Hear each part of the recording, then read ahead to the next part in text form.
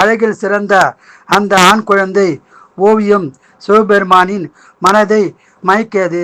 அந்த நேரம் யமதர்மனின் வேண்டுகோள் நினைவிற்கு வர அவ்வோவியத்தை கையில் எடுத்த சிவபெருமான் தன் மூச்சுக்காற்றை அவ்வோவியத்தில் செலுத்தி ஓவியத்தில் இருந்த குழந்தையை உயிர் பெற செய்தார்.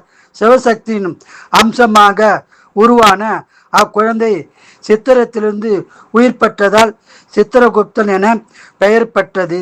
கல்வி வேள்விகளில் சிறந்து விளங்கிய சித்திரகுப்தனை யமதர்மனிடம் அனுப்பி மனிதர்களின் பாவ புண்ணிய கணக்குகளை நெறி தவறாமல் எழுதுமாறு வேண்டுகோள் விடுத்தார் சிவபெருமான்.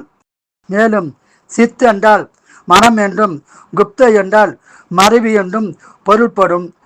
மனிதர்களின் மனதில் மறந்திருக்கும் பாவ புண்ணியத்தையும் மனதார செய்யும் நல்ல செயல்களின் புண்ணியத்தையும் கவனித்து எழுதி வைக்கிறார் சித்திரகுப்தர் என்பது நம்பிக்கை.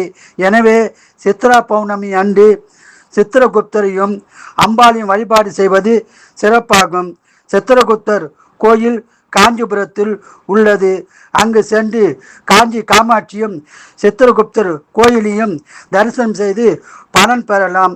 வாழ்க வளமுடன், நீங்கள் நலமுடன்.